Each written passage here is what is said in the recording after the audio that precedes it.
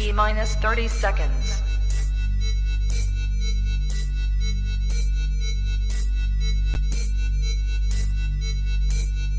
T-minus 20 seconds.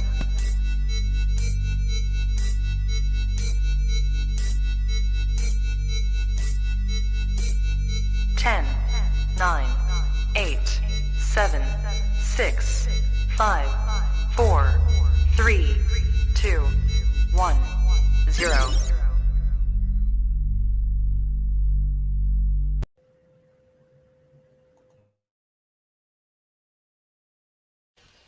I don't have to tell you things are bad. Everybody knows things are bad. It's a depression. Everybody's out of work or scared of losing their job. The dollar buys a nickel's worth. Banks are going bust. Shopkeepers keep a gun under the counter. Punks are running wild in the street, and there's nobody anywhere who seems to know what to do, and there's no end to it. We know the air is unfit to breathe, and our food is unfit to eat. We sit watching our TVs while some local newscaster tells us that today we had 15 homicides and 63 violent crimes, as if that's the way it's supposed to be. We know things are bad, worse than bad. They're crazy. It's like everything everywhere is going crazy, so we don't go out anymore. We sit in the house, and slowly the world we're living in is getting smaller, and all we say is, please, at least leave us alone in our living rooms. Let me have my toaster and my TV and my steel-belted radios, and I won't say anything. Just leave us alone. Well, I'm not going to leave you alone. I want you to get mad. I don't want you to protest. I don't want you to riot. I don't want you to write to your congressman because I wouldn't know what to tell you to write. I don't know what to do about the depression and the inflation and the Russians and the crime in the street. All I know is that first, you've got to get mad.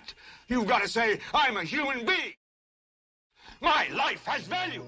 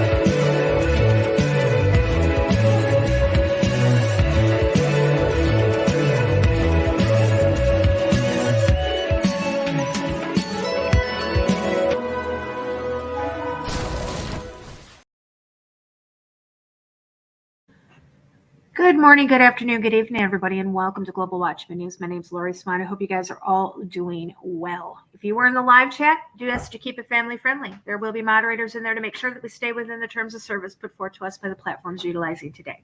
If you're new to the channel, welcome. Take a minute, hit that subscribe button, hit that bell, so you know we go live. So this is not a regularly scheduled broadcast. We will be back tonight at 8 o'clock. We've got some breaking news that we're going to be sharing with you tonight regarding Mexico, the United States, and Canada.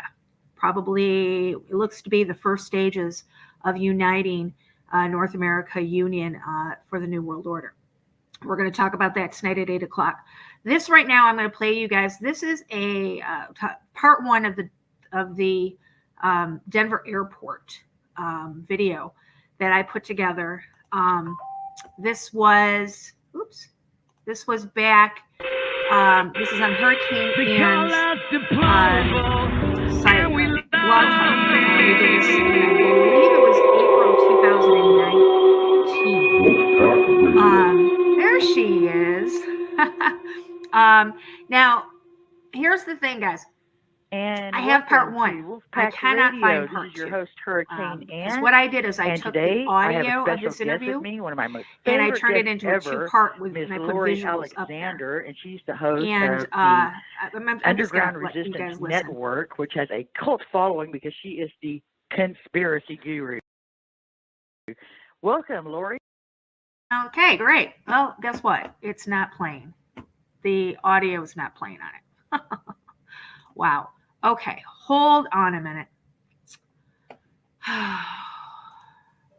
Just give me a second, and I'm going to remove that from the studio. Okay.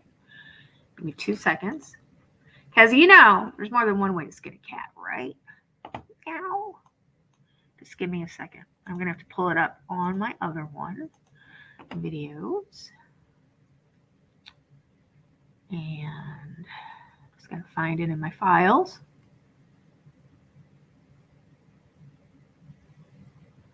There it is. Give me 2 seconds here. Get out of that. And stop this. And okay, this is how we're going to do it. All right. So we're going to share our screen. And do this window. Okay, let's hopefully this will do it. Let me do this. And we'll start.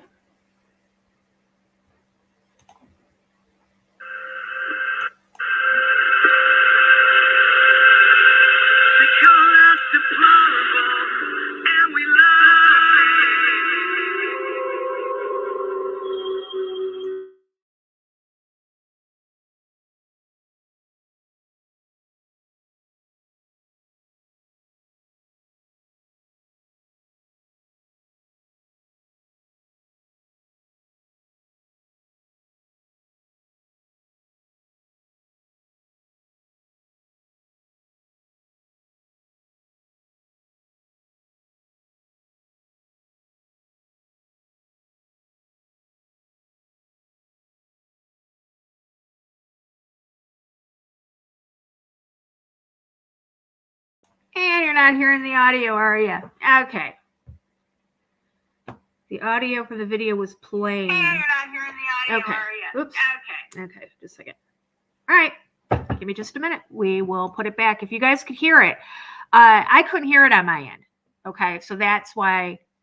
But if you guys could hear it, then that's great. Give me just a second. So we're gonna present video file. Yeah, if you guys could hear it, hey, I'm all for it then. Okay, give me just a minute. Back up.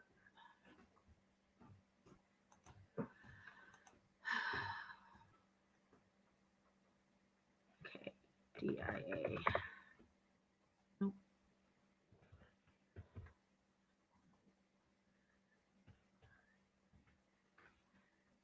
A minute. And I will pull it up for us. As long as you guys can hear it. I couldn't hear it on my end. That's the only reason why I stopped playing it. But if you guys can hear it, awesome. All right, here we go.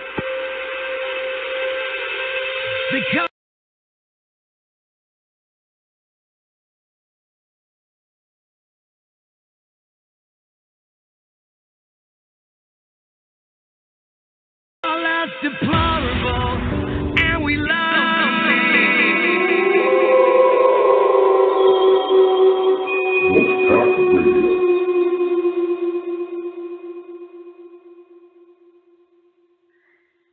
And welcome to Wolfpack Radio. This is your host, Hurricane Ann. And today I have a special guest with me, one of my most favorite guests ever, Miss Lori Alexander. And she's the host of the Underground Resistance Network, which has a cult following because she is the conspiracy guru. Welcome, Lori. Thank you. It's a pleasure to be here. Finally, it's been a while since we've been together. It's been a while since we did the Coneheads under the Vatican. That was a pretty cool show, though. You know, it was one of my favorites. Yeah, it was. So today we're going to be discussing the Denver International Airport. And I know a lot of you have seen stuff about the Denver International Airport, but this place is really, really creepy, and there hasn't been a lot of stuff done on it recently.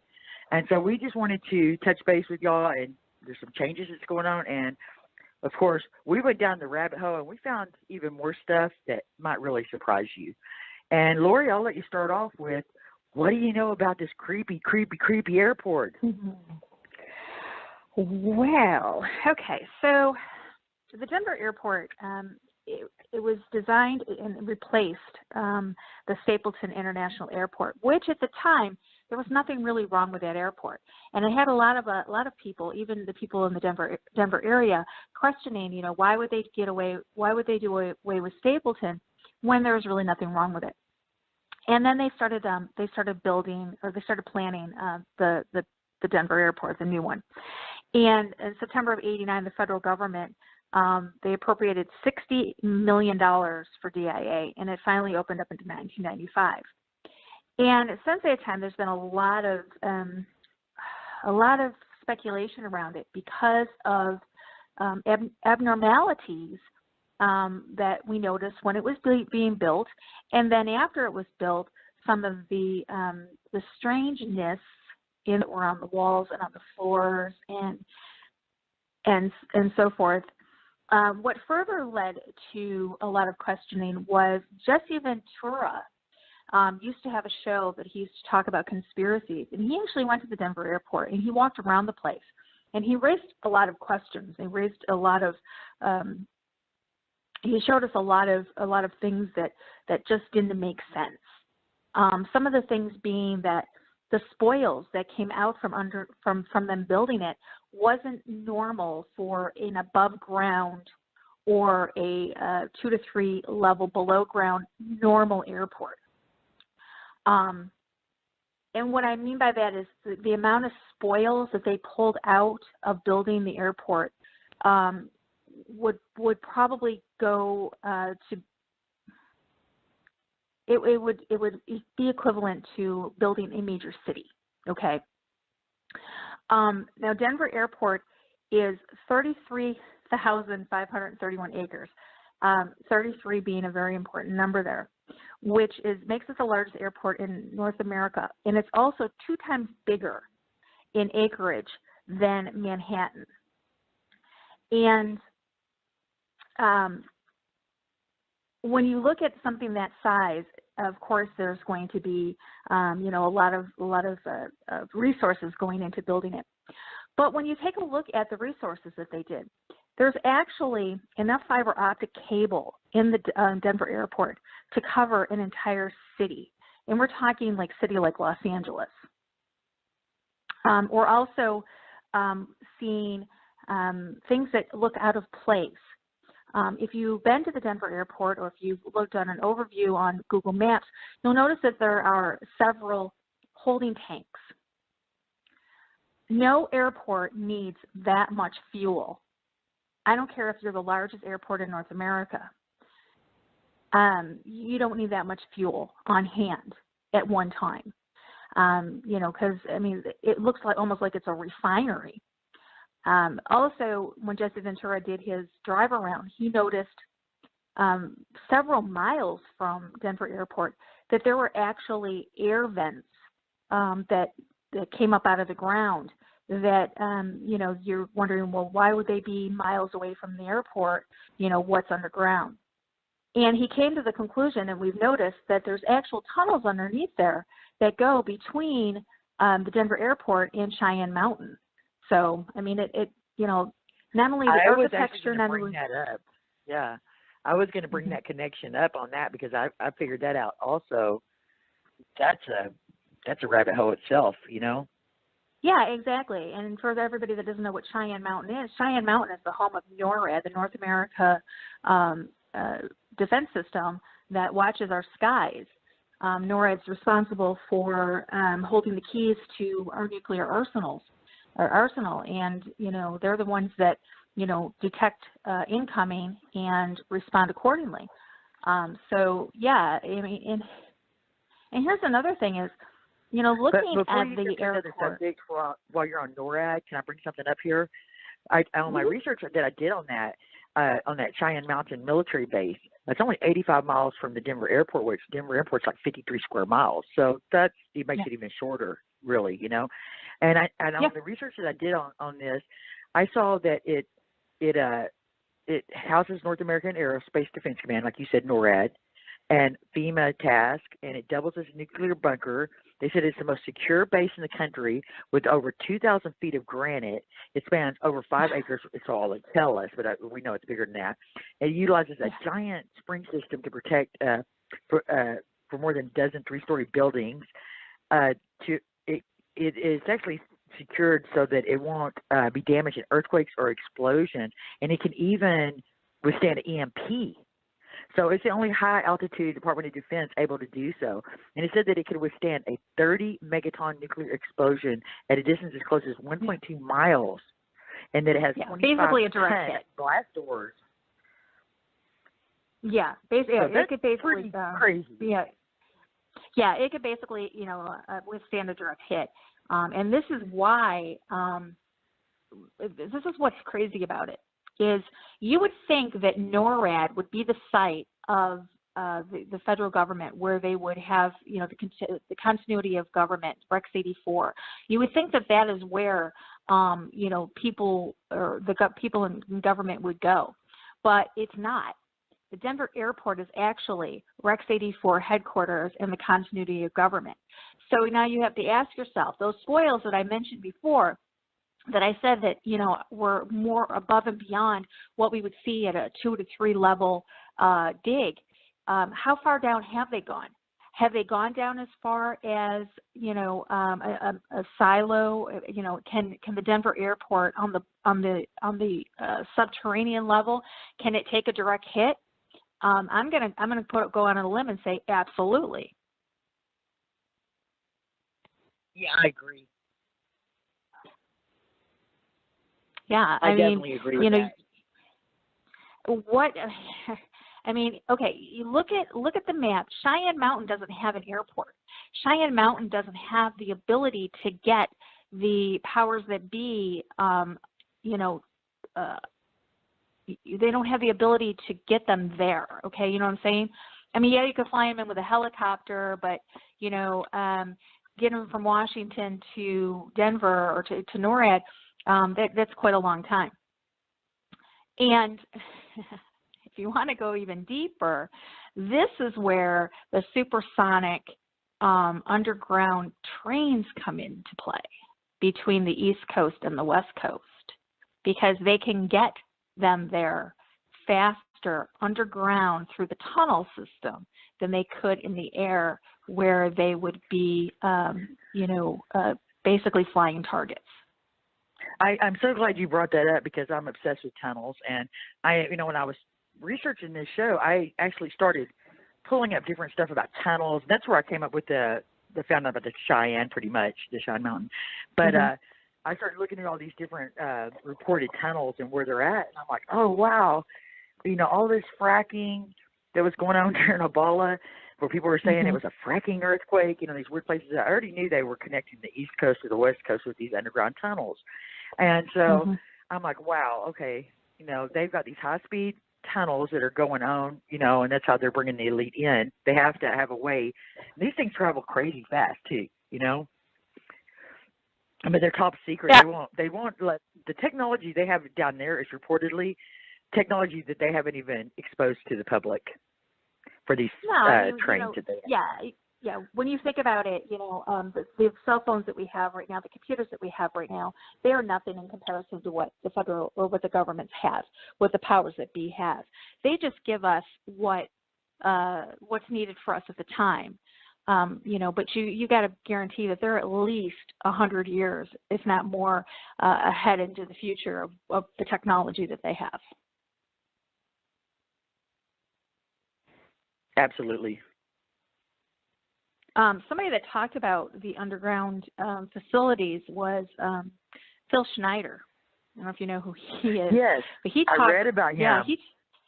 Yeah, he talked a lot about what goes on underground in these facilities, and it's nothing nice. Put it that way. I mean, they're doing things underground that make Area 51 look like this your corner supermarket where you can just walk in and get what you need. And we know how secure Area 51 is. These places are nothing compared to Area 51 is nothing compared to what these places are. Right. And I was reading too that that this, for you people who don't know who Phil Schneider was, he actually got into the guy named Alex Christopher, and in 1994. So you remember the Denver International Airport didn't open until 1995, but in 1994 they actually got in and took photographs of these underground tunnels and stuff and published them. And after that, he got really, really super paranoid and thought that the government was after him. Well, guess what? In January 17th of 1996, he was found suicided, and ironically, all of his lecture material was shown. And he was speculating about the underground bases, but he believed they were concentration camps, alien enclaves, and a refuge for the apocalypse. And he was telling everybody this stuff, Yeah, he also got shot at in New Mexico when he went into the underground one at Dulles. He actually lost a couple of fingers and got shot in the chest going down there. And the thing about his quote unquote suicide was that he got suicided supposedly by strangling himself with a rubber cord. Oh, I didn't know that. That's crazy. Yeah. Yeah, hit, shot 74 times in the back, worst case of suicide I ever saw, kind of that kind of thing, where you go, what? Wait a minute. He smoked, he choked himself out with a rubber cord? What? Yeah. And he was found in a chair, and that's how he quote unquote suicided. We know that's probably not what happened. We know that given the circumstances behind his the talks that he gave, and the interviews that he gave, that most probably, something more nefarious did happen to him. Well, at least he upgraded from the red scarf on the doorknob. Oh, it was too soon. Was that too soon? Exactly. No, I'm right there with you. Doorknob. That's pretty much going out on a limb. But yeah, you're right. He did. So, but when the Denver airport opened, it's funny because I've never been there personally, and that's actually one of the places that I really, really would like to visit. But you lost your mind? No. Well, I guess that's the safest place. And in reality, maybe. In my theory, if you can get down below, it's the safest place in the world, actually. Yeah. But in my case, they probably would see that I would be on my way to Denver Airport, knowing why I'm going there, and my plane would probably never make it. But I mean, hey, that's a whole different story. But so you look at this, and they put it right out there in the open. I mean, okay, so when you pull up to the Denver Airport, the first thing you see is a blue Mustang, and this blue Mustang is named Lucifer. Nothing to see there, guys. Okay. And Lucifer, nothing creepy like a 32-foot tall demonic statue glaring at you that looks like the horseman of death with glowing red eyes, right? Right. Nothing creepy about that. Here's the thing: the sculptor of the Mustang, his name was Luis Jimenez. And he was killed in a studio in Hondo, New Mexico, when a large section of Lucifer fell on him, severing an artery in his leg. You did a sacrifice. Blood sacrifice. Exactly. Blood sacrifice right there. Then, a few years ago, they decided that it wasn't enough that we have this blue Mustang with the glowing red eyes named Lucifer to greet people at the airport. They decided to raise a 26-foot Anubis statue, which is the god of the dead in the afterlife. I'm so glad you brought that up, because in all of my research, I only found 2 references to Anubis being there. And so it was actually kind of hard to find information on that. And when I finally found pictures of it, this thing is huge. It's huge, and it's creepy. You'd think that it would be all over everywhere. But there's nothing. I mean, like, hello, this is Anubis. Why aren't we reading about this? Yeah. Why aren't people talking about this? Yeah, and what's funny is when they pick Anubis, which, like I just said, is the god of the dead, and the afterlife. When you think about that, the afterlife being the continuity of government, the afterlife of the government, the Rex 84 makes, hey, I, kind of put those two together also, kind of crazy. That's a good one. Well, because that's, I guess, what it's all. When we finish the show, people will come to the conclusion that that's what this is all about. Is the new world, the end of this world and the start of a new one with the Anubis Redwood, I guess.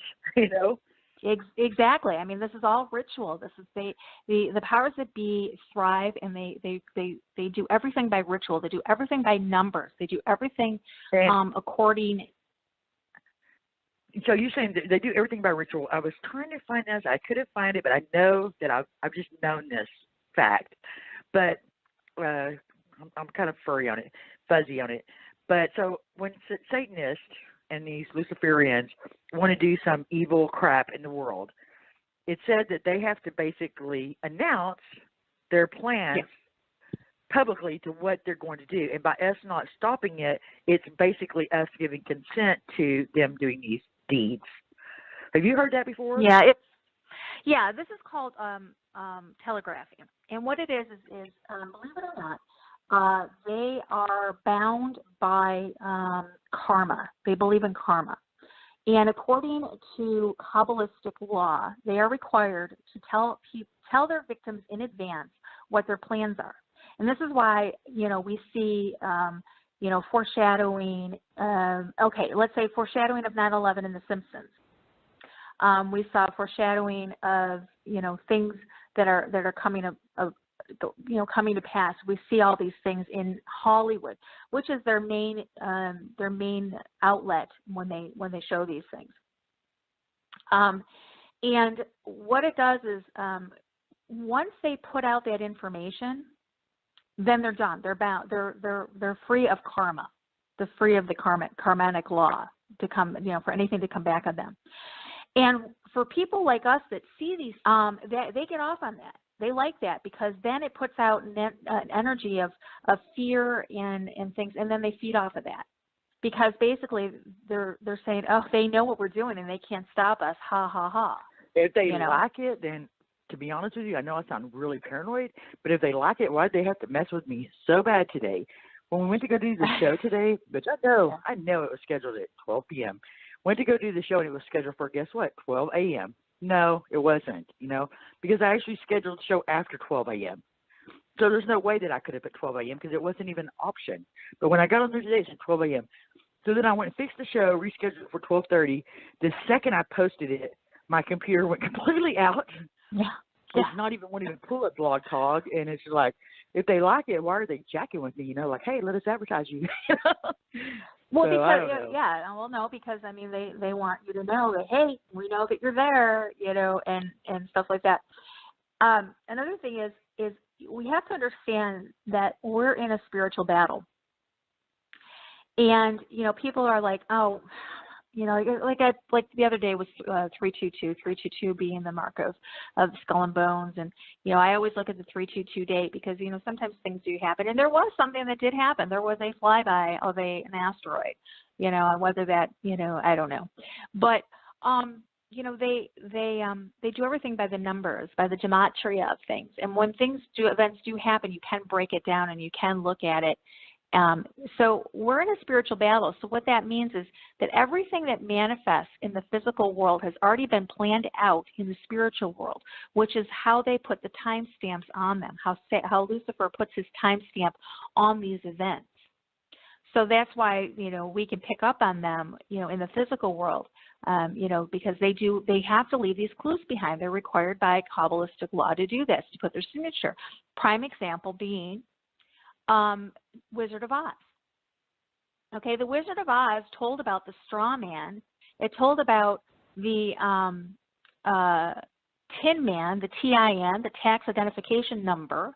It told about the Federal Reserve. It told about how we are, the man behind the curtain. It told all that stuff.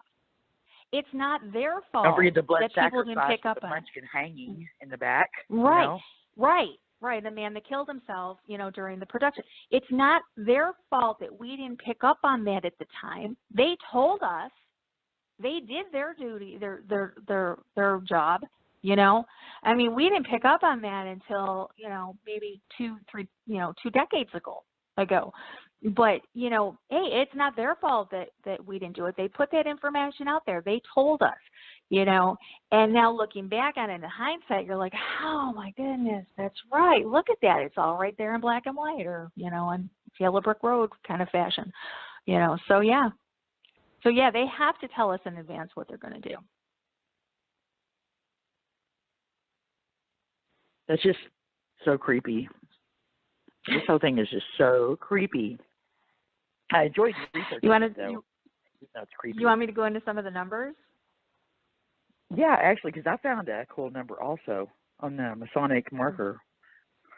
Oh, nice. The day of it, but I'll get to that when you get to the marker. Okay. All the doors entering the airport begin with the number 6. Ooh. 606, 600, 602, 604 American and JetBlue. 601, 603, 605 are Delta Frontier. 612, 614, 616 is United. 613, 615, 617 are Southwest and Alaska. Those are just some of them. They all begin with the number 6. We know the significance of the 6. The airport is 33,531 acres. Okay. And if you take that, you take the 33, which stands by itself, and then you add 5 plus 3 plus 1 is 9.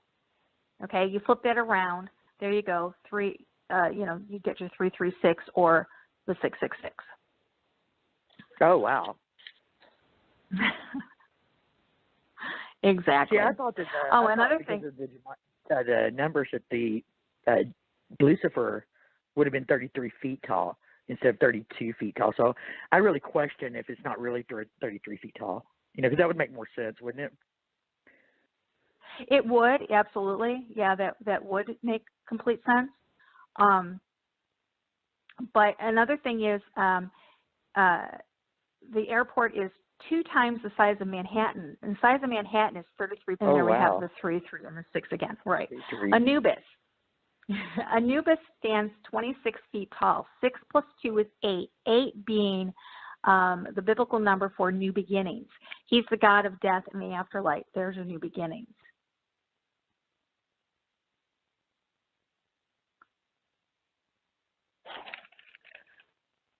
I was wondering what the 8 was. You'll have to excuse me if sometimes if we... Okay, so that is the end of part 1. And what I will do is I will prepare and look for part 2.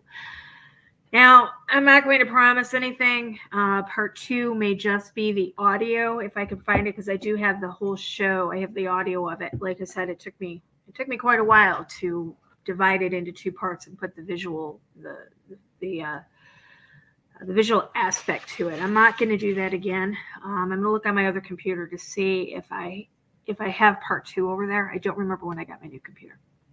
So, all right. So that is the end of part 1. Tonight, Ernie and I will be back, and we're going to be talking about these 3 men who, without us knowing it, because we were so involved in the craziness that was happening, trying to get a Speaker of the House. Remember that craziness a few days ago? While that was happening, these 3 men signed an agreement, the North American Union Agreement. And it has severe ramifications, not only politically, economically, socially for the United States, but it also puts us into an agreement that aligns with the plans for the New World Order. The North American Union is going to be one aspect of it, just like the EU, how they are combining these countries. So we're going to talk about that tonight. You guys all know about the coexist, with the religions, melding them into one. You already know about the monetary. They're trying to meld the monetary into one. Well, they're going to do the politics too. And this is step 1. So we're going to be back tonight at 8 o'clock. Stay tuned for that. The link is already up. It's on the channel. Go over and hit the notification so you know when we go live. It will be at 8 o'clock tonight. So until then, we will see you then. I want to thank all the moderators in there in the chat room. I want to thank everybody for joining us. And until tonight, take care. God bless. Eyes open. No fear.